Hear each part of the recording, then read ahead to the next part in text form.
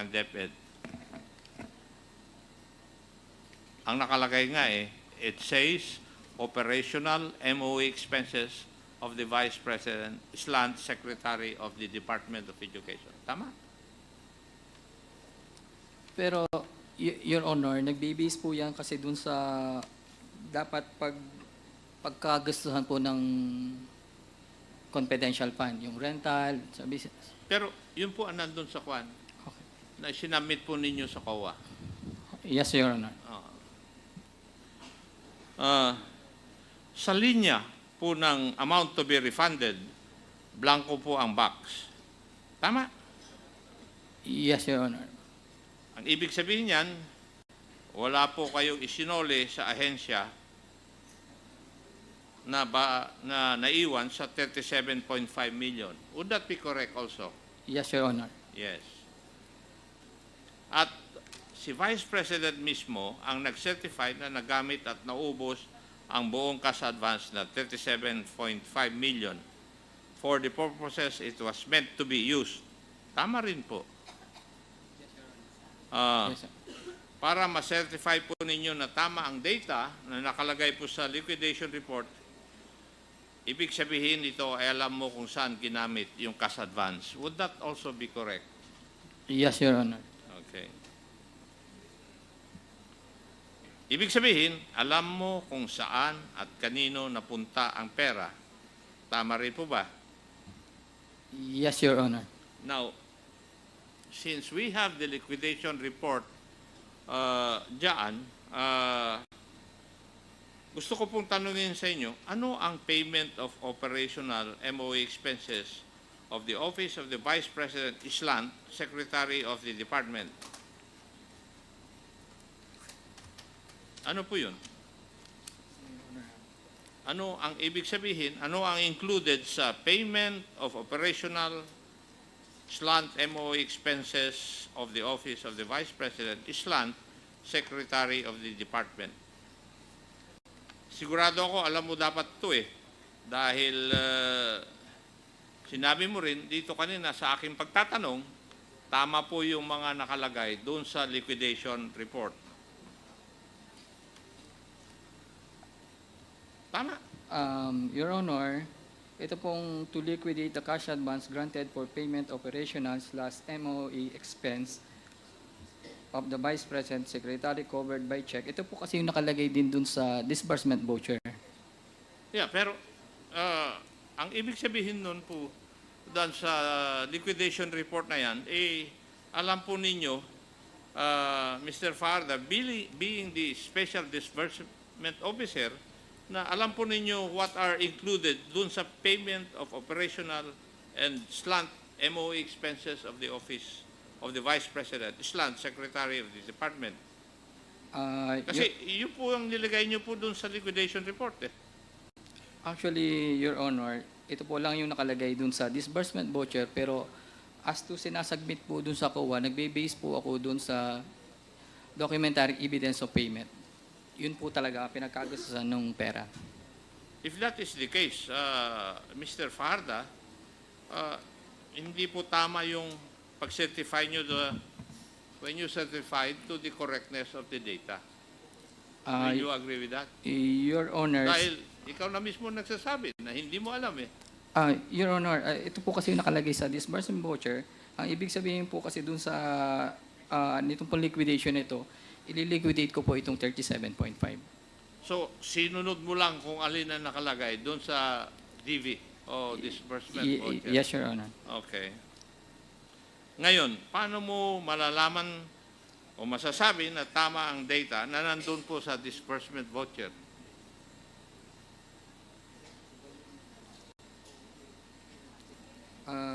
Your Honor, nakalagay naman po dun sa yung 37.5, then sa checker rin, so tali po sila Now, may I know if alam po ninyo kung ano ibig sabihin ng operational at saka MOE expenses, Mr. Farda?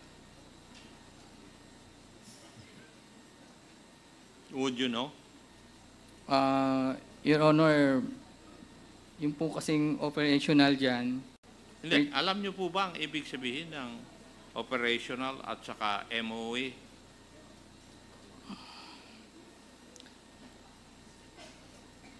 Yes or no?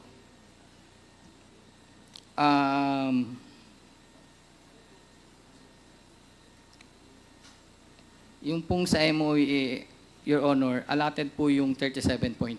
Yung pong inilagay po dyan, MOE po sa... Hindi, pero ang tinatanong ko po kung alam nyo po ang ibig sabihin ng operational at saka MOE.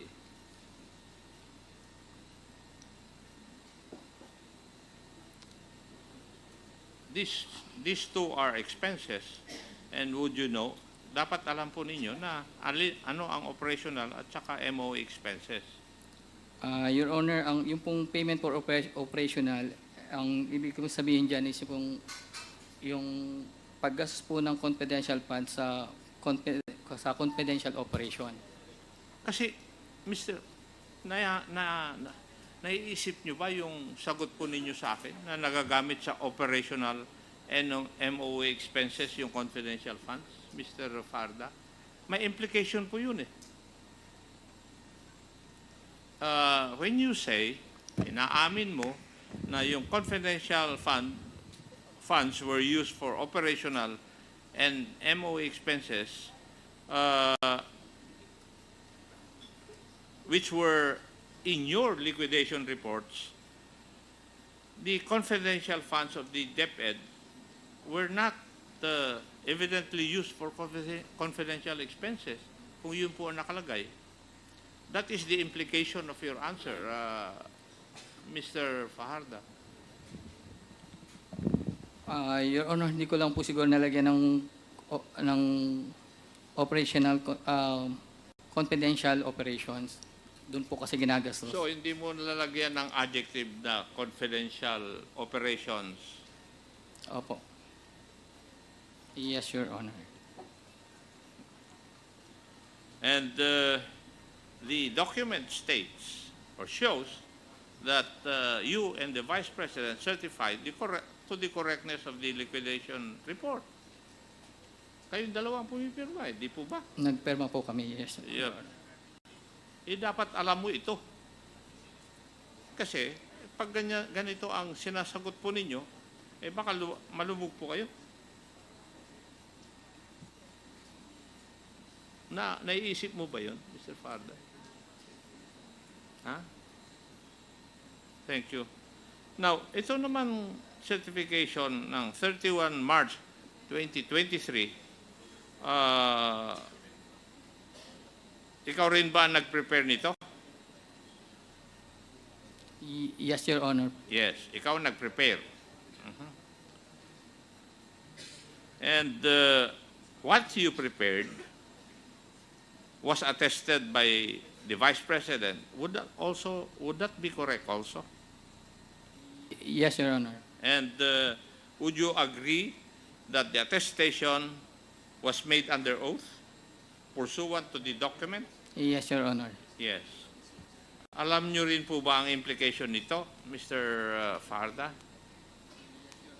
Oath po ako. Ha? Yes. Alam mo na ito'y pinanumpaan mo. And si Attorney Rochelle Abella was the Commission Notary Public for the City of Manila. Tama.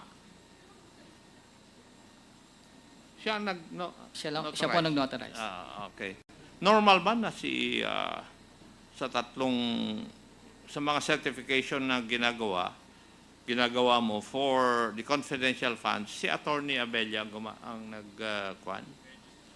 Notary Public? Sa kanya po ako nagpapanotarize. Okay, thank you. Ano po yung implication ng certification na ito, Mr. Fajardo? What are you trying to certify? Pwede ko po bang malaman para malaman ko kung alam po ninyo yung pinipirmahan po ninyo? Your Honor, pwede po bang makakuha ko ng copy kasi wala lang po akong copy niya. Comsec, kindly provide Mr. Farda yung certification na naka-flash sa screen.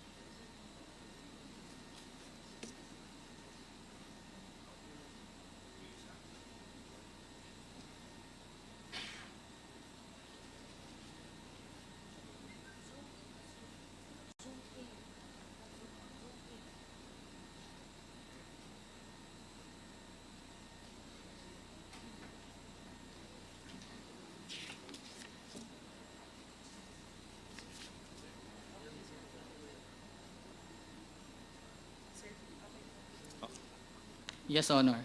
Yes, Your Honor. So, alam mo na kung bakit, ano ang nilalaman ng certification, nabasa mo na. Yes, Your Honor. Oo. Na basically, Mr. Farda, you are certifying na yung 37.5 million confidential fund ay ginamit sa tamang confidential operations na activities ng DepEd at ang mga pinagkakagastusan ng amount na yon ay necessary at ginamit for legal purposes. Yun po ang laman ng certification. Tama po. Yes, Your Honor. Ayan. Now, may I present yung accomplishment report for the first quarter corresponding to the 37.5 million. Ito ay kasama po sa liquidation report na sinabmit po ninyo. Tama? Yes, Your Honor. Yung accomplishment report. Yes, Your Honor. Magkaakibat yun eh. Opo. Tama? Ikaw rin ba nag-prepare nito? Yes, Your Honor. Ibig sabihin, if we look at it, may mga breakdown. Ikaw rin ang gumawa ng mga breakdown? Yes, Your Honor. Kung titingnan mo, may mga breakdown. Di po ba? With the help po ito ng security officer. Yes. At alam mo, dahil dito, alam mo kung saan ginamit yung pondo. Yes, Your Honor. Okay? Yung bang mga specific transactions, alam mo rin lahat yon. Yes, Your Honor. Yes. Kasi, totoo naman, hindi ka makakagawa ng report na ganito kadetalye kung hindi mo alam lahat ng mga detalye ng transactions. Yes, Your Honor. Tama. At ginawa mo rin to para malaman mo kung saan napunta ang pera. Yes, Your Honor. Maliban Maliban lang kung gagawa-gawa lang ito, Mr. Farda. Ako po ang gawa nito. Yes, Your Yes, Honor. thank you. Itong accomplishment report, in-approve din ni Madam Vice President. Yes, Your Honor. Yeah, thank you. For the second and third quarter, ganito rin po ba ang nangyari? Medyo the same po yan, Your Honor. The same. Yung for 37.5 for the second quarter, di po ba? And Yes, Your for the Honor. third quarter, 37.5. Kung titingnan po natin yung tatlong quarters na yon, sa iyong liquidation report, wala pong sinoli na pera. Yes, Your Honor. Yes.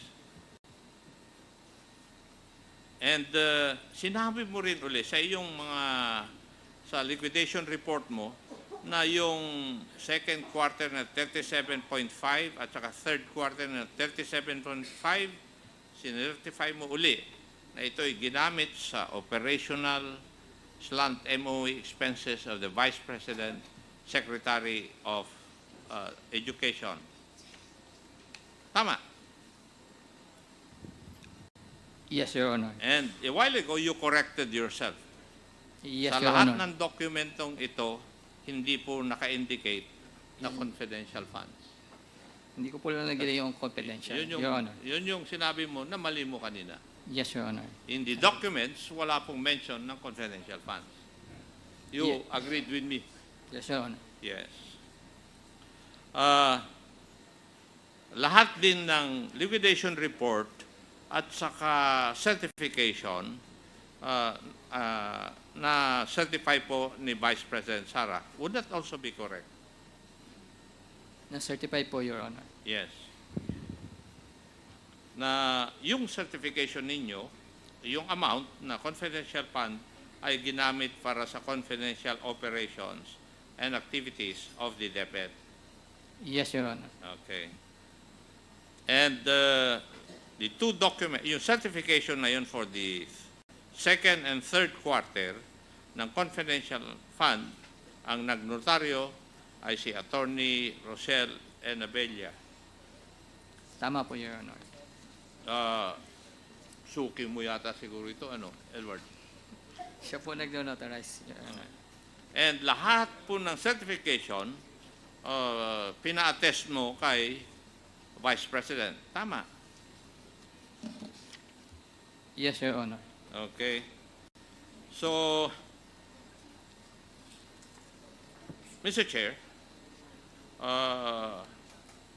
ang makakasagot po ng detalye ng paggamit po nung tatlong 37.5 pursuant to the testimony of Mr. Edward Farda ay si Colonel Dennis Nolasco. Kasi according to our witness, Mr. Edward Farda, yung confidential funds, the moment na nagsasubmit si Colonel Dennis Nolasco ng quarterly accomplishment report, doon nag-i-issue si Mr. Edward Farda ng amount of confidential funds which is nandun dun sa report na sinasubmit. So, Mr. Chair, may I respectfully move that in the next hearing, we invite the security officer, Colonel Dennis Nolasco. So, Mr. Chair. There is a motion, duly seconded.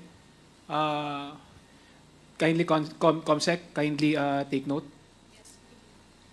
Thank you. Go ahead, Congressman Acop. That would be all for the meantime to give a respite to Mr. Edward Farda. Marami pong salamat, Mr. Chair. Mr. Chair, Go ahead, Honorable Gutierrez. a quick interjection, Mr. Chair. Questions germane to the questions of Congressman Acop to Mr. Edward Fajardo. Go ahead. Okay. Thank you, Mr. Chair. Mr. Fajardo, good afternoon po. Just a few questions lang po, no, in relation to mga tinanong na po ni Congressman Acop. Startling revelation po sa amin po siguro na sinasabi niyo po ngayon na hindi po kayo personally nag-disburse ng CF, kundi si Colonel Dennis Nolasco.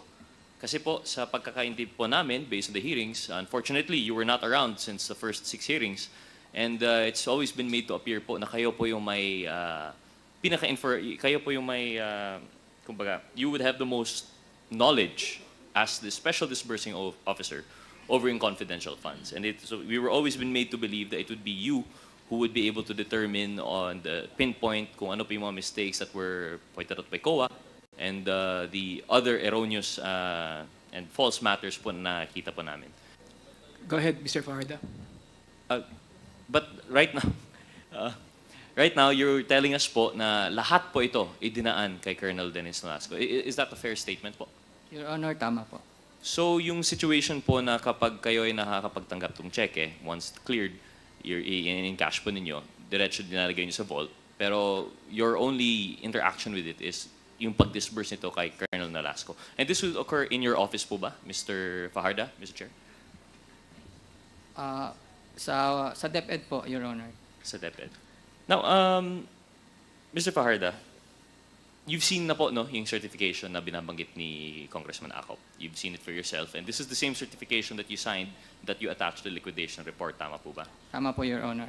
May I ask po, Mr. Fajardo, kung aware po kayo yung proceedings, yung last hearing po namin?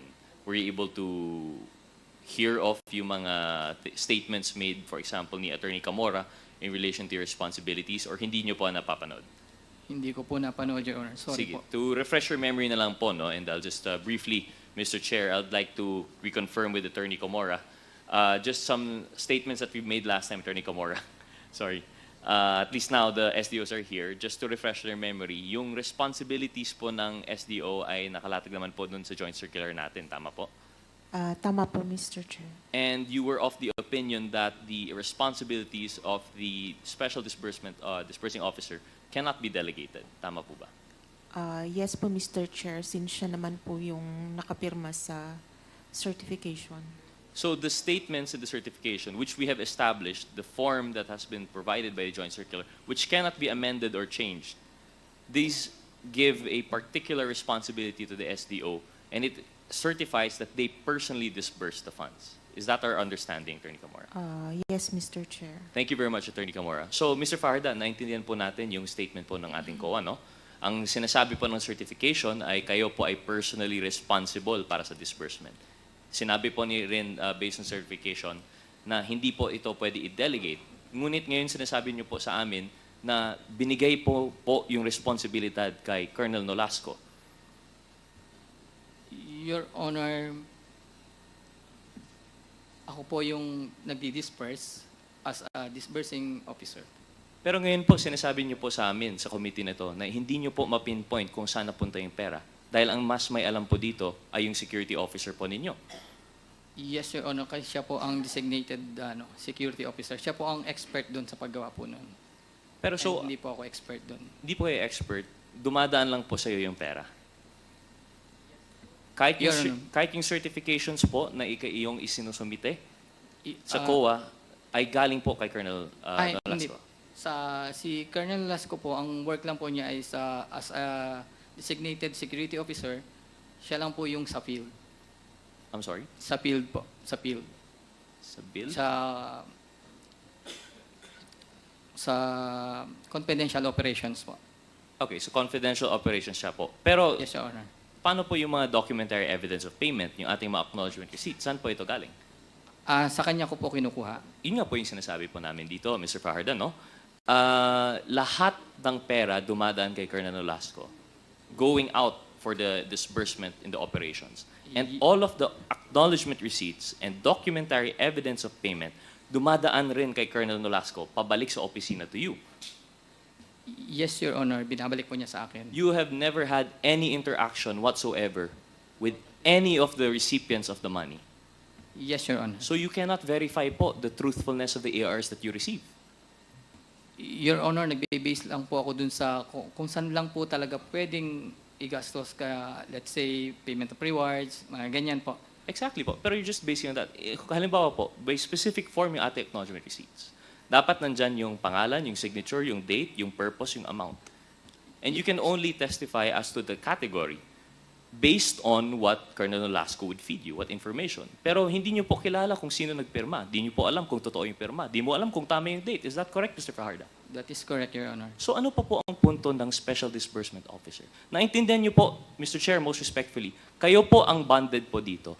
Kayo po ang, kapag may problema ang CF, kayo po ang mananagot sa Treasury. Do you understand that, Mr. Fajardo? Yes, Your Honor. So how can you say now in full honesty, yung certification po ninyo, that you handled personally yung disbursement ng confidential funds? Nagdi-disburse po ako. Nagdi-disburse po ako ng confidential fund sa security officer po. Yun nga po. So basically, ang ginagawa po lang po pala ninyo ay binibigay niyo yung pera sa security officer, but you have no role whatsoever in the verification of the acknowledged receipts. You have no role whatsoever in scrutinizing yung documentary evidences of payment. In fact, Mr. Fajardo, let me ask you this po, no? I don't know if you've heard of this, pero earlier in one of the hearings, we've had po yung certifications by certain officers of the Armed Forces of the Philippines po, no? Ginamit po ninyo, you attached it to the liquidation report as evidence po ng confidential operations. Yet, sinabi po ng military na they did not receive a single peso from the Office of the Department of Education. And sabi rin po ng military officers, they did not know that the certification would be used in support of the liquidation report. So, Mr. Fajardo, kayo po yung nag-attach ng certifications na yun. Tama po ba? Your Honor, ako po ang nag-attach noon, pero nag-explain na po ako noon kay Yusek Mike kung ano pong nangyari doon. And if kayo po yung nag-attach and you certified, ito po yung certification that you have the expenses were occurred in connection with the agency's confidential operations activities with supporting documents attached to the liquidation of CF, documentary evidence of payment kept in sealed envelope in the vault of the office of the SDO. You certified this po, Mr. Fajardo. Yet you Yes, cannot Your Honor. explain the relation. Kasi hindi po kayo yung personally nag-manage ng DEPs. Tama po ba? Hindi po ako, Your Honor, ang nag-ano po ng DFPs. Sa PIL po kasi yung documentary evidence of payment, Your Honor.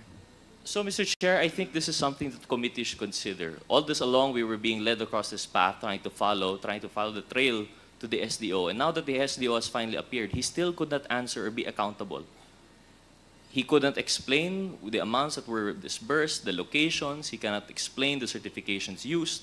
In fact, I think what I've seen so far is that Mr. Fajardo, to the extent of his capability, only categorized. Tama po ba? Kayo po yung nag-certify sa liquidation report, yung basis po na ito ay payment of rewards, ito payment of medicines. Pero when we look into the very details and the ARs that were presented, ARs which, by the way, we have issues of fictitiousness or erroneousness, na hindi nyo rin po masagot, it still leads down to another officer. So I think, Mr. Chair, I join, although the motion has already been moved on, I joined with the motion of Congressman Acop that I think we have to invite Colonel Nolasco. He would hold the key siguro po to what we're trying to find here. Mr. Chair, na-move naman po yung motion na yun. So I'm just reiterating the importance. With that, Mr. Chair, I think we'd also be curious as to if the same system is being implemented in the Office of the Vice President. But seeing as this is only an interjection po, no, the question of Congressman Acop, I will yield to other interpellators, then we'll just move from there. Thank you very much, Mr. Thank you, Chairman. Congressman Mr. Chair. Gutierrez. Mr. Chair, Congressman Franz Castro. you are yes, I would like also to interject to the interpellation of Representative Acop and Representative Gutierrez. Kay Mr. Fajarda po, Mr. Chair. So yung 37.5 million na winidraw nyo po doon sa bangko, ano po to yung 3 times no sa DepEd. Tama po ba, Mr. Fajarda? Tama po, Your Honor. Okay. So after the withdrawal, dinidiretso na ito dito sa security officer named Colonel Nolasco. Sa office po muna, Your Honor. And then, tatawagan ko lang po siya. Yeah, oo. Opo, Your Honor. So, ito po bang by the way, sino po yung nag-designate kay Colonel Nolasco? Hindi ko po kasi narinig yung kay Representative Acop. Sino po ba yung nakapirma? Meron po bang certification? Merong in writing na si Colonel Dennis Nolasco yung pagbibigyan nyo ng pera? As designate po siya Yeah, as oo. security officer po, meron Sinong nag-designate? si Colonel La Chica po. So meron siyang written designation. Meron po. So, Meron po, Your Honor. Mr. Chair, can we have the copy of the designation? Kasi Mr. Chair, Wala lang po akong dala. do you have a copy of that letter of designation? Wala lang po akong dala, Your Honor. Okay. So next, ano na lang, Mr. Chair? Okay. Thank you, Mr. Chair. Mr. Chair. Isa na lang, Mr. Chair. Kasi tanong ko kasi ang may band po kayo. So, ang magdi-disburse po ay yung si Nolasco. Wala siyang band, tama ba? Wala po siyang ban. So, therefore, kung ano man yung mangyari po dito na anomalya or problema, kayo po yung ano doon, kayo po yung aako noong accountability. Ako po ang banded, Mr. Chair. Okay, so kayo nga po yung aako ng accountability just in case na ito ay may nagkaroon ng problema ng anomalya or anumang maling paggamit. Okay, thank you, Mr. Chair. That's all. Thank you, Congresswoman Franz Castro. The Chair would like to recognize the Honorable Deputy Speaker, J.J. Suarez. Thank you very much, Mr. Chair. Mr. Chair, with regards to the point raised by Congressman Gutierrez and Congresswoman Castro, dito po sa pagde-designate kay Colonel Nolasco, sino po ang nagbigay ng kapangyarihan para siya po ang maging designated officer? Ito po yung ginamit yung term, no? Sino po yun? Mr. Chair, I was informed po ni BP Sara na may i-designate po na security officer.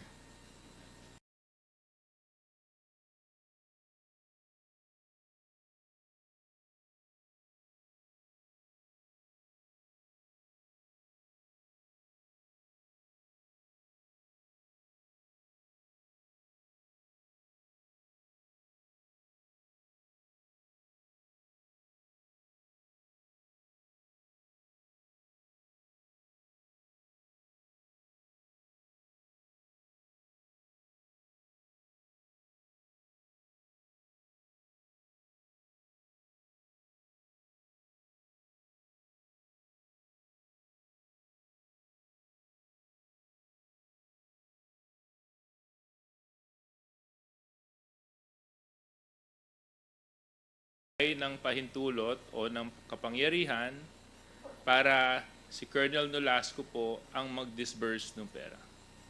Your Honor, si BP Sara po.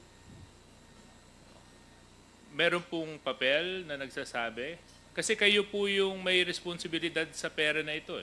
Dapat kayo po ang nagdi-disburse. So you cannot designate that authority and that power to anybody else. So now, is there a document that you can show that indeed it came from the Vice President? Wala lang po akong dala, Your Honor. So meron. Meron po, Your Honor. And can you produce that document, Mr. Fajarda? Yes, Your Honor. Okay. And in that document that you will produce, it's just one document or three separate documents every time you withdraw 37 million? Only one document lang po. Just one document. And would you know the date to this document, Mr. Fajarda?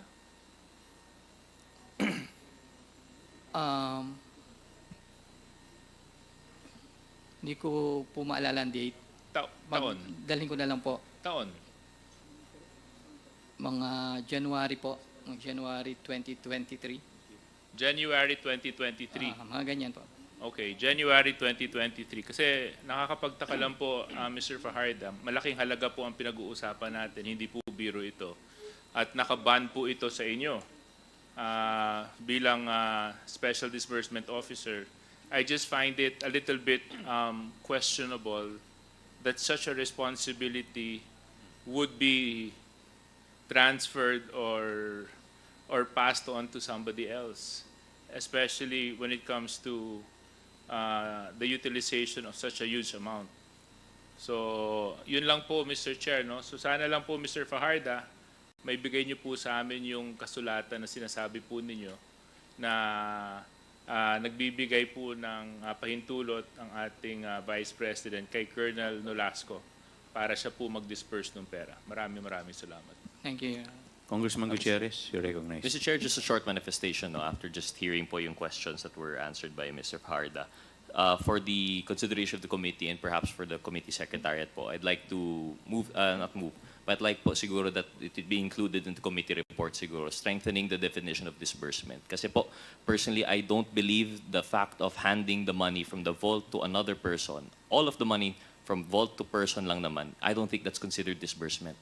I think we have to consider the ending point po, no? Yung actual end users or yung beneficiaries po ng payment. Yung sinasabi po ni Mr. Fajardo na it is disbursement in the sense na siya po nag-disburse sa isang security officer, I don't think this is what we are guarding or strengthening by law. So I'm not sure, Mr. Chair, if this would be this would be in a law that guidance for COA, or any law that we might pass to strengthen confidential intelligence fund. But I hope that we can consider this through the committee secretariat. Yun lamang po. Thank you, Mr. Chairman.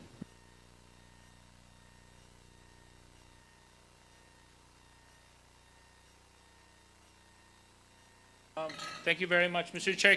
In addition to Congressman J.J. Suarez, you're recognized. Mr. Fajarda, I'm sure naiintindihan niyo po yung gravity nito pong nangyari. Kasi kung mapapatunayan po na nagkaroon po ng anomalya, problema sa paggagastos at pagbawaldas po ng pera pong ito, may malaking kaso po ang pwedeng harapin po ninyo dahil kayo po yung Special Disbursement Officer. Naunawaan niyo po yun? Opo, okay. With that being said, Mr. Chair, Mr. Fajarda, so gusto ko lang po malaman yung process, no? Kasi sinabi nyo na ilagay nyo po sa vault yung 37 million pesos. Paano nyo po dinidisburse yung 37 million pesos? Ito po ba ay bultuhan yung binibigay kay Colonel Nolasco na isang bultong 37 million pesos o by tranches nyo pong ibinibigay sa kanya? Your Honor, tumatawag po ako sa kanya mostly weekly. Weekly po. Paano po? Weekly po, weekly. Weekly kan. No, So pagkatapos pero niyo po mag-withdraw, siya din ang kasama ninyo sa pag-withdraw, di ba? Nabanggit ninyo. Hindi po, iba po. Siya lang po ang Kasi nag-assign. Alan ang kasama po ninyo Siya sa po lang pag-withdraw. nag-assign kung sino po kasama ko. So tapos, pag hawak nyo na po yung 37 million, tatawag po kayo kay Colonel Nolasco weekly? Your Honor, mostly weekly po. Pero hindi naman po eksaktong weekly. Mostly weekly. And then, dun po, sa kanya ko po i-disburse yung pera. in what amounts? Nag-range po sa 4 to 6 million. Pero hindi po pare-pareho ang amount. Kasi kung 4 to 6 million weekly, you're talking about maybe 8 to 10 weeks. So that's maybe, it would take you around 2 months to disburse? More or less, Your Honor. No, bigyan niyo lang Yes, ako ng figure na pwede ko po panghawakan. More or less, Mga lampas 2 months po, mga ganyan. malagpas 2 months. Opo. Okay. Yun lang po, kasi siyempre binabangga po namin ito dun sa mga acknowledgement receipts at saka performance report ng audit. So we just wanted to make sure na nagtataya po yung numbers. That's all I have, Mr. Chair. Thank you, Mr. Chair, Yes, Vice President. sir, Sara pasensya ka Duterte. na. Wala talaga kaming kakampi dito. But I really request to strike out pagwawaldas. Mr. Chair, I concur with the point of the Vice President. We can strike it out. Yes. Could you put it in motion? I move that we strike out the word pagwawaldas. Second. Okay, Julius, is there any objection? Hearing none, the motion is carried. Yes, the Honorable Senior Deputy Speaker is recognized. Thank you, Mr. Chairman. It's almost 3 o'clock. The Speaker will address the body before 3 o'clock. May move for a temporary suspension. And then after, we will convene, Mr. Chairman. Thank you, Mr. Chairman. Is there any second to the motion? Duly seconded. Is there any objection? Hearing none, the motion is carried. So can we just ask our guests to please wait here? Tatapusin lang po namin yung plenary duties namin kasi kailangan lang po namin pumunta doon tapos babalik na lang po kami dito. Or kung wala naman po kayong masyadong mahalagang gawain, kung gusto niyo pong sumama, pwede naman po. Mr. Chair, we Yes. reiterate our request for OVP personnel to sit together so that we can confer easily with each other while we are on suspended hearing. Yes, sir. So while we are doing nothing, sir, can we rearrange the seats, sir, already? Okay, thank you.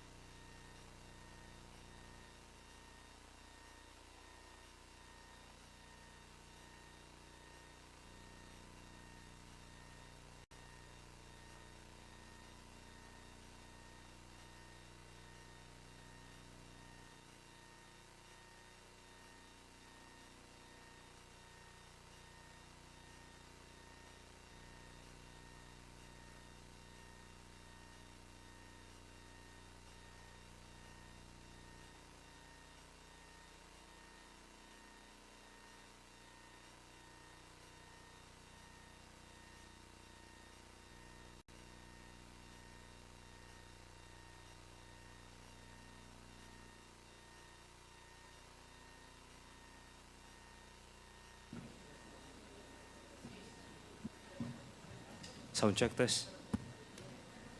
Testing, 1, 2.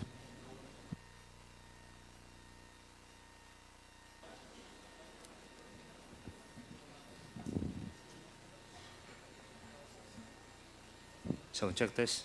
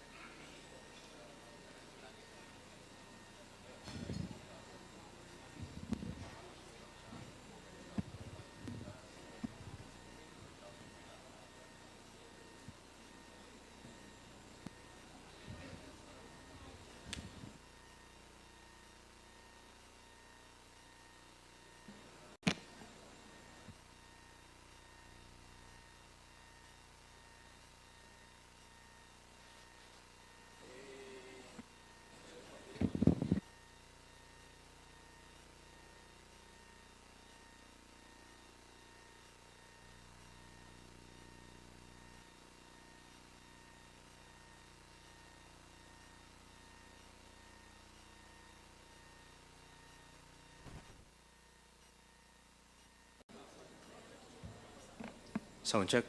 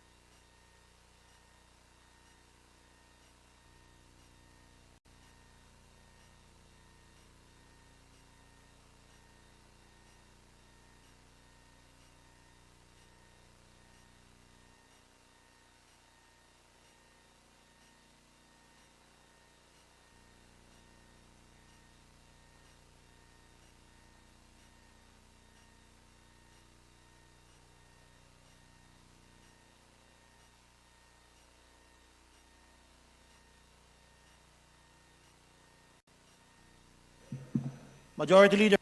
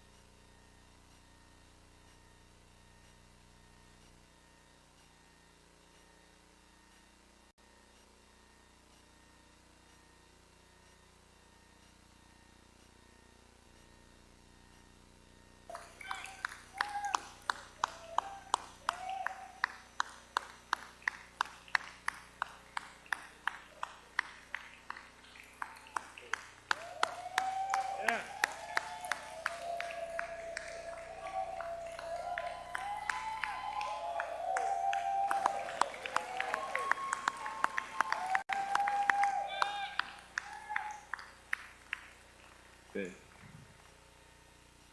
My distinguished colleagues, I stand before you today with a heavy yet resolute heart. Recent events compel me to address not only the accusations that have been hurled against me personally, but also the attacks on the institution we hold sacred, the House of Representatives, the heart of our democracy and the voice of the Filipino people. Let me begin with a matter that is both alarming and unprecedented. The Vice President of the Republic of the Philippines, Sara Duterte, admitted to contacting an assassin to kill President Ferdinand R. Marcos Jr., First Lady Luis Araneta Marcos, and myself. Let me be clear. Hindi na to biro. Hindi na to normal na panalita. Isa itong direktang banta sa ating demokrasya, sa ating pamahalaan, at sa seguridad ng bayan.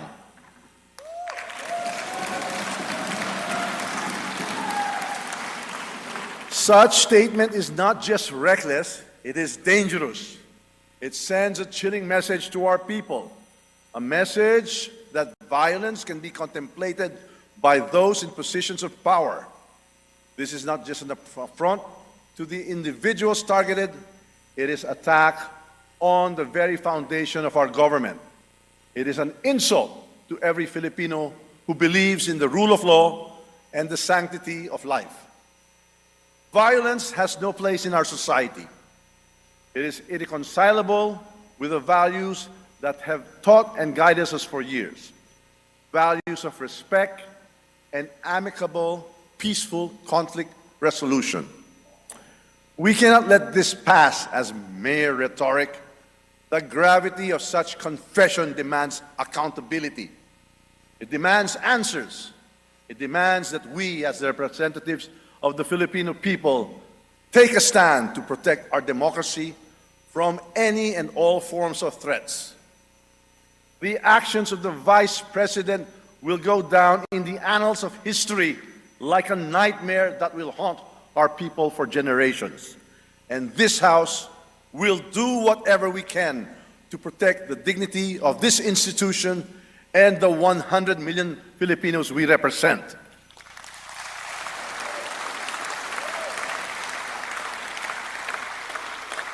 Now, let us address another serious matter. The Vice President's unfounded and baseless accusations that I am plotting to destroy her because of alleged political ambitions for 2028 elections. My colleagues, these accusations are not only untrue, they are a desperate attempt to distract from the real issues at hand. Malinaw ang katotohanan. Ang trabaho ko bilang speaker ay maglingkod, hindi manira. Ang politika na paninira ay hindi kailanman naging bahagi ng aking prinsipyo.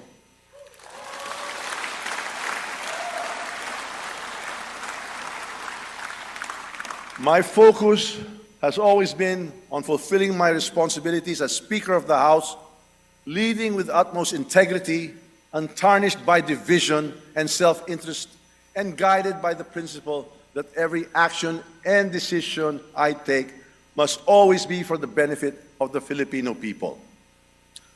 These unfounded accusations are not just about me. They are an affront to the House of Representatives. They are an attempt to erode public trust in this institution, to sow division, and to create chaos. We choose unity over division, dialogue over conflict, and cooperation over confrontation. Why these baseless accusations? The answer is simple: to divert attention from the mounting evidence of fund misuse under her leadership at the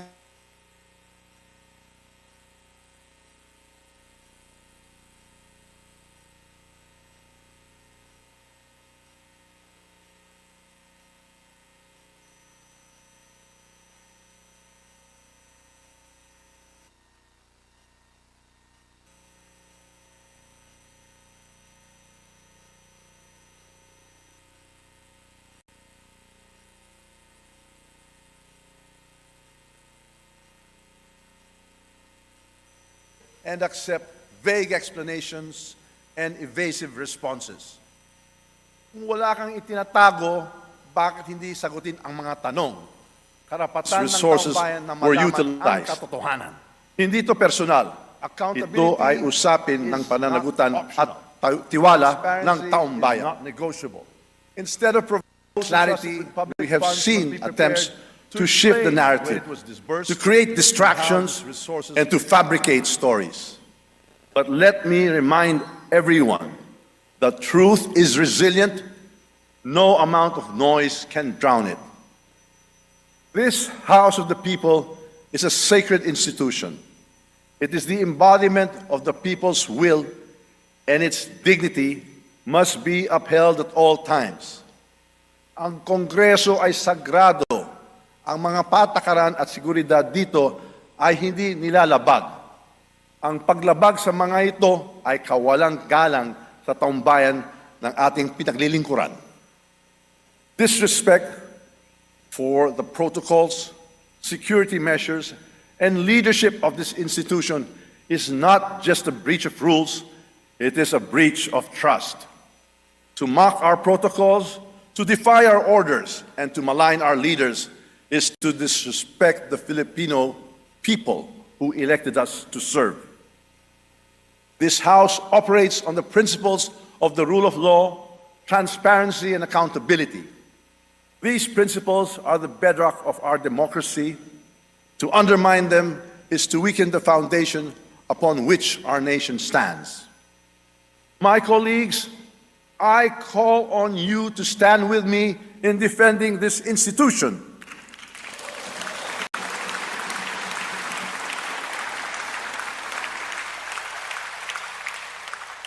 Ipaglaban natin ang dignidad ng Kongreso. Ipaglaban natin ang katotohanan. Ipaglaban natin ang ating demokrasya.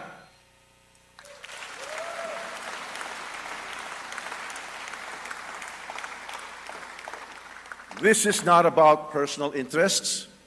It is about preserving the integrity of the House of Representatives and ensuring that it remains strong and a credible voice for the Filipino people. To the Filipino people, I assure you that this House will not waver in its commitment to transparency, accountability, and service. We should not allow individuals to ruin this great nation with their manipulative tactics, their troll armies, or their few blind followers. We owe it to the Filipino people to remain steadfast in our mission to pass laws that improve lives, protect freedoms, and ensure a brighter future for all. Finally, I reaffirm my unwavering support for President Ferdinand R. Marcos Jr. and his administration.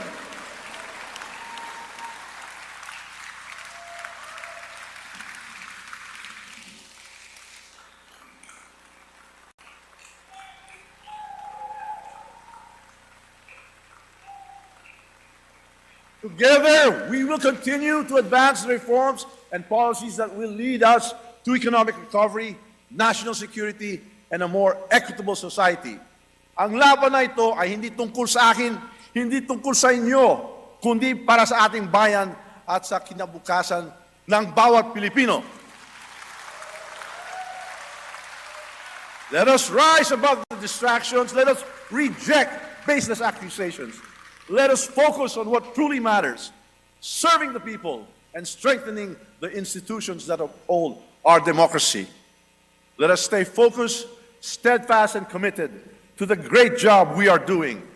It is indeed my honor and privilege fighting this battle with and for all of you.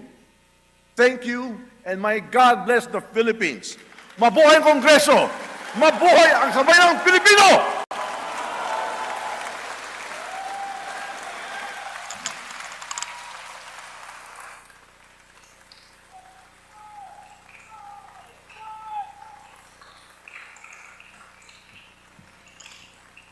Leader. Mr. Speaker, I move to suspend session for a few minutes. Session suspended.